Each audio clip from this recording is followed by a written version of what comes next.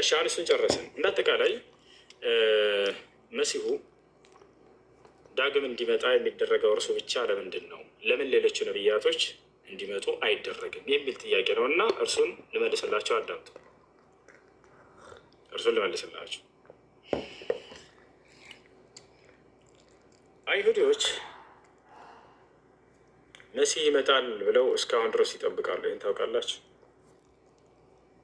እስከ መቼ ድረስ ነው ይመጣል ብለው እየጠበቁ የሚቆዩት? ኢስላም ይናገራል። ነቢ ስ ላ ስለም ይሄን በትንቢት ደረጃ ተናግረዋል። ላ ተቁሙ ሳዓቱ ሐታ ተረው ዐሽረት ዓለማት ሰዓ፣ 10 የትንሣኤ ምልክቶችን እስክታዩ ድረስ ትንሣኤ አትቆምም ወይም ይህች ዓለም አትፈጸምም አሉ ነቢ ስ ላ ስለም። እነዚህ 10ቶቹ ምልክቶች ታላላቅ የትንሣኤ ምልክቶች ተብለው ይገለጻሉ። እንደ እስልምና አስተምህሮ ነቢ ስ ላ ስለም የገለጿቸው እነዚህ 10ቶቹ ምልክቶችን እስክታዩ ድረስ ትንሣኤ አትቆምም። 10ቶቹ ምልክቶች ከታዩ በኋላ ደግሞ ትንሣኤ ትቆማለች፣ ይህች ዓለም ፍጻሜዋ ይሆናል የዛኔ አሉ።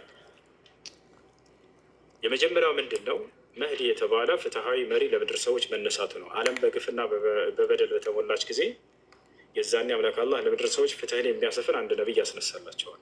ይቅርታ፣ አንድ መልካም እንስሳ ያስነሳላቸዋል። ሁለተኛው ምንድን ነው? ሐሰተኛው መሲህ መነሳቱ ነው። አሁን እዚህ ጋር ነው እንግዲህ አይሁዲዎችም እስከዚያ ዘመን ድረስ መሲሁ ይመጣል ብለው ይጠብቃሉ አሉ ነቢ ስ ላ ስለም። እስካሁን ድረስ ታውቃላችሁ፣ መሲሁ ይመጣል ብለው በተስፋ እየጠበቁ ነው አይሁዲዎች። እውነተኛው መሲህ መጥቶላቸው አንቀበልም ብለዋል። ማን ነው እውነተኛው መሲህ? የድንግል ማርያም ልጅ እርሱ ነው እውነተኛው መሲህ።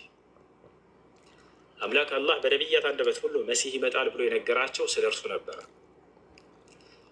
መሲሁ ይመጣል ብሎ ነግሯቸው ነበር አምላክ አላህ ሱብሓነሁ ወተዓላ በነቢያት ሁሉ አንደበት። እውነተኛው መሲህ ማን ነው? ዒሳ ዓለይሂ ሰላም ናቸው፣ የማርያም ልጅ።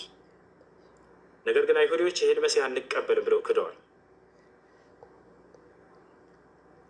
ታዲያ ክርስቲያኑ አይሁዶች የሚቀበሉት መሲህ ይመጣል ወይ ወደፊት? አዎ። ነቢ ሰለላሁ ዐለይሂ ወሰለም ሐሰተኛው መሲህ በሚነሳም ጊዜ አይሁዲዎች ለእኛ ቃል የተገባው መሲህ ይሄ ነው ብለው ይከተሉታል አሉ። ቃል በቃል ሲናገሩ ቃለ ነቢ ሰለላሁ ዐለይሂ ወሰለም የኽሩጅ ደጃል ሚን አርድ ኹራሳን ፈየትበዑሁ 70,000 የሁዲ ወዐላ ሩኡሲሂም ጠያሊስ አሉ።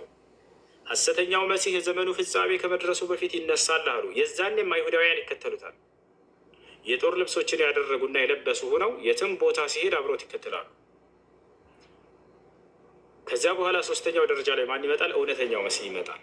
አሁን እዚህ ቦታ ላይ አይሁዲዎች ለምን እውነተኛውን መሲህ ሳይቀበሉ ቀሩ? ከዚህ በፊት የማርያምን ልጅ ወደፊት ሐሰተኛው መሲህ በሚነሳ ጊዜ ደግሞ ለምንድን ነው የሚቀበሉት ወደሚለው እንምጣ። አይሁዲዎች መሲህ ሲባል ጊዜ ሲጠብቁት የነበረው እንደቀደሙት ነቢያቶች በምድር ላይ ስልጣንን የሚያጎናጽፋቸው ምድራዊ መንግስትን የሚሰጣቸው የሆነ መሲህ ነበር ሲጠብቁ የነበረው። ልክ እንደነ ሙሴ፣ ልክ እንደነ ሰለሞን፣ ልክ እንደነ ዳዊት የበላይነትን የሚያጎናጽፋቸው በምድር ላይ የምድር መንግስትን የሚመልስላቸው አይሁድ ማን ነው? መሲህ ነበር የሚጠብቁት። ነገር ግን የማርያም ልጅ ዒሳ ዓለይሂ ሰላም መሲሁ በሚመጣ ጊዜ ኢየሱስ ሲሰብካቸው የነበረው ስለ ሰማያዊ መንግስት እንጂ ስለ ምድራዊ መንግስት አልነበረም። በምድር ላይ ስለሚያገኙት ጊዜያዊ መንግስት ጠብቀው ነበር። እነርሱ ገብቷቸዋል አይደል? በሮማውያን ቅኝ ግዛት እየተጨቆኑ ነው ያሉት። ያንን አንስቶ እርሱ የበላይነትን የሚያጎናጽፋቸው መሲህ ነበር የጠብቁት፣ ምድራዊ መንግስትን የሚያቋቁምላቸው ባጭሩ። ነገር ግን መሲሁ ዒሳ ዓለይሂ ሰላም ሲሰብካቸው የነበረው ስለ ምድራዊ መንግስት ሳይሆን ስለ ሰማያዊ መንግስት ነበር። በሰማይ ላይ እንዲህ ታገኛላቸው እያለ ነበር ሁሌ የሚሰብካቸው። እነዚህ ሰዎች ይሄ ለእኛ ቃል የተገባው መሲህ አይደለም ብለው አስተባበሩት። አንተ በተአምራዊ መንገድ የተወለድክ ሳትሆን በዝሙት ነው የመጣኸው ብለው ዋሽበት ቀጥሉ። እሱ ሶሪ ተመልሼ እገባለሁ። ስራ ቦታ ነው ያለው ዘጋግቼ አብሽር፣ ችግር የለም። ትምህርትህን ቀጥል። ደግሞ በጣም ነው ማከብሬ፣ ደስ ይለኛል። የአንተ ትምህርት እከታተላለሁ ሁሌ። በጣም ነው የሚወደው ወንድሜ። እመለሳለሁ ሰጋ እና ስለዚህ አስተባብለውት ነበር እርሱ ለምን እነሱ ሲጠብቁት የነበረው ምድራዊ ስልጣንን ምድራዊ መንግስትን የሚያጎናጽፋቸው ነበር። ገብቷቸዋል አይደል? ነገር ግን መሲሁ ሲሰብካቸው የነበረው ስለ ሰማያዊ መንግስት ነው። በሰማይ ላይ እንዴት ታገኛላችሁ? መንግስቴ በሰማይ ነው ሲላቸው አታስታውሱ? መጽሐፋቸው ላይ እነሱ የሚፈልጉት ምድራዊ መንግስትን ነበር ዘንድ ያቆናጥጣቸው። እሱን ሳይቀበሉት ቀሩ። ያኛው ሐሰተኛው መሲህ ግን በሚመጣ ጊዜ ምድራዊ መንግስትን ያሳያቸዋል። ለዚያ ነው የሚቀበሉት። የዚህ የምድር ስልጣን እና ግዛት ለእኔ ነው ብሎ እንትን ይናገራል። የዚህ ዓለም አምላክ ነኝ በቃ ይላቸዋል። በምድር ላይ ስልጣንን መንግስትን የሚያጎናጽፈን ከመሲህ ቃል መጥቷል እና በቃ እርሱ ነው ብለው የዛኔ ይቀበሉታል።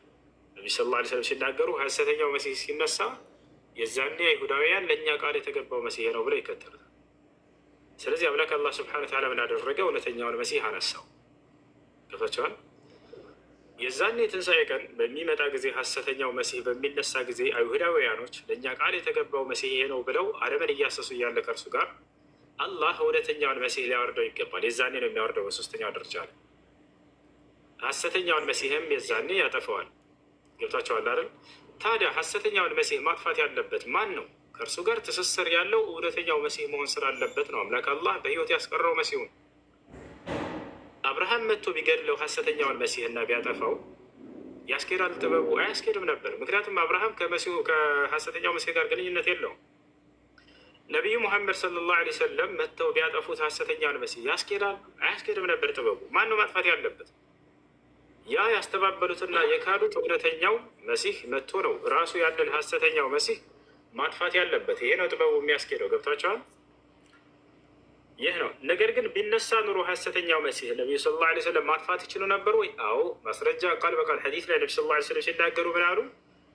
ቃለ ነቢይ ሰለላሁ ዐለይሂ ወሰለም ለው ኸረጀ ወአነ በይነ አዝሁሪኩም ለከፈይቱኩም ዐንሁ አሉ። ሐሰተኛው መሲህ እንዳው እኔ በህይወት በመካከላቸው እያለሁኝ ቢነሳ ኑሮ እኔ በቃቸው ነበር ለእርሱ ብለው ተናግረዋል። ነቢ ሰለላሁ ዐለይሂ ወሰለም ሁወ አቅዋ መን ኸለቀሁ ላሁ ሱብሓነሁ ወተዓላ ዐላ ወጅሂል አርድ። አላህ ሰማይና ምድርን ከፈጠረ ማን ነው? ሰውን ከፈጠረ አንስቶ እስከ ዘመኑ ፍጻሜ ድረስ ከማንም በላይ ኃይል ያለውን ፍጡር የፈጠረው ነቢ ሰለላሁ ዐለይሂ ወሰለም ነው። በነገራችን በጣም ኃይለኛ ነበሩ። ነገር ግን ያንን ኃይላቸውን ሰዎች ላይ እንትን አልተጠቀሙትም። እንዳጠቃላይ ነቢ ሰለላሁ ዐለይሂ ወሰለም ቢወጣ እኔ በቃችሁ ነበር ብለው ተናገሩ። ነገር ግን ማነው መግደል ያለበት? ያንን ከተባለ ሐሰተኛውን መሲህ እውነተኛው መሲህ ነው ማጥፋት ያለበት። ለዚህ ነው አምላክ አላህ በህይወት ያስቀረው እሱ። ዳግም ያ ሐሰተኛው መሲህ መጥቶ አይሁዳውያኖች ለእኛ ቃል የተገባው መሲህ መጥቶልናል ብለው ያንን ተቀብለው እየሄዱ ባሉበት ሰዓት አላህ እውነተኛውን መሲህ ያወርደዋል። እንዴት ይወርዳል? መሲሁ ዝም ብሎ በከንቱ ወረድ አይደለም። በመላእክት አጅቦ ነው የሚወርደው አሉ ነቢ ሰለላሁ ዐለይሂ ወሰለም። ከቀኝና ከግራው መላእክቶች አጅቦት ይወርዳል። ሰዋል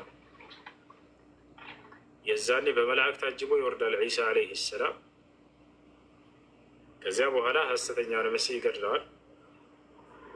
እርሱን ሲያመልኩና ሲገዙ የነበሩ ሰዎችን ስህተት ላይ እንዳሉ ይነግራቸዋል። መስቀልንም ያጠፋል፣ ይሰብራል። እንዳለ የምድር ሰዎች ሁሉ ለአንዱ አምላክ ይገዛሉ። ሁሉንም የምድር ሰዎች ለአንዱ አምላክ እንዲገዙ ካደረገ በኋላ የዛኔ የእርሱ ፍጻሜ ይሆናል። ቦታቸዋል። ይሄ ይሆናል። ሁሉም የምድር ሰዎች ለአንዱ አምላክ ፈላ የብቃ ፊ ዘማን ይህ ኢስላም ስ ላ ስለም በእርሱ ዘመን ለአንዱ አምላክ የሚገዛ ሙስሊም እንጂ ሌላ ማንም አይኖርም ብለው ተናገሩ። እና ከዚያ በኋላ መሲሁ እንደ ማንኛውም ሰው ፍጻሜ ይሆናል ማለት ነው። እሺ፣ ጊዜ ዳኛ ነው የሚለው። ሰላም፣ እንዴት ነሽ? ሰላም እሱ እንዴት ነው? ብዙ ጥያቄ አንደኝ እዚህ ጋር እንዳይመልስልኝ። እሱ ሰላም ነው። ብዙ ታገዝኩኝ። አንድ ጊዜ ታስተናግደኝ። እሺ፣ ጥያቄ ምንድን ነው? እዚሁ ላይ ጥያቄ ነበረኝ። እዚሁ ላይ የራሴ